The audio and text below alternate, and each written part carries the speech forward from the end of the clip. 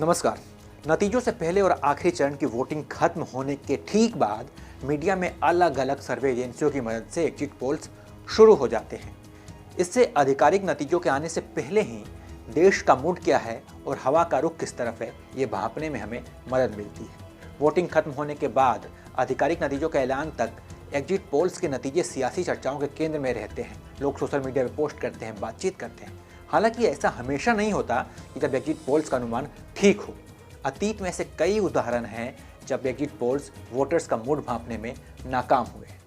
अब तक का अनुभव ये बताता है कि अक्सर एग्जिट पोल चुनावी नतीजों की एक बड़ी तस्वीर तो पेश करता है, पर काउंटिंग के बाद आए नतीजों से वह काफ़ी दूर रह जाता है। आइए बताते हैं कि कब कब एग्जिट पोल नतीजों की सही तस्वीर पेश करने में सफल रहे और कब कब एग्जिट पोल वोटर्स के मूड को भांपने में नाकाम रहे। सबसे पहला 2015 का बिहार विधानसभा चुनाव आपको याद ही होगा। एग्जिट पोल्स के जो अनुमान थे बुरी तरीके से फेल हुए थे, एकदम नाकाम हो गए थे। सभी एग्जिट पोल्स में बीजेपी प्लस को जेडीयू आरजेडी के गठबंधन पर बढ़त बताई गई थी, लेकिन जो नतीजे आए वो ठीक उलट थे। बीजेपी प्लस 58 सीटों पर सिमट गई, जबकि जेडीयू आरजेडी गठबंधन ने 178 सीटों पर जीत का परचम फहराया और नीतीश कुमार मुख्यमंत्री बने और आरजेडी के साथ उन्होंने सरकार बनाई। एग्जिट पोल्स की नाकामी का सबसे चर्चित वाकया 2004 का है। उस वक्त ज़्यादातर एग्जिट पोल में अटल बिहारी वाजपेयी के नेतृत्व में एनडीए सरकार को फिर से सत्ता में आने की भविष्यवाणी की गई थी, लेकिन नतीजे बिल्कुल उलट आए। एनडीए को 189 सीटें मिली और कांग्रेस की अगुवाई वाले यूपीए को 222 सीटें मिली और डॉक्टर मनमोहन सिंह देश के प्रधानमंत्री बने थे। आपको साल 2004 का चुनाव भी याद होगा, लोकसभा चुनाव। उसके बाद 2009 में भी एग्जिट पोल्स बुरी तरीके से फेल हुए थे।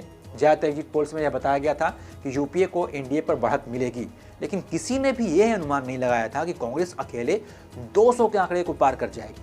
परिणाम घोषित हुए तो कांग्रेस को अकेले 206 और यूपीए को 262 सीटें मिली। बात अगर पिछले लोकसभा चुनाव की जाए तो एग्जिट पोल्स में ज़्यादातर अनुमान सही थे।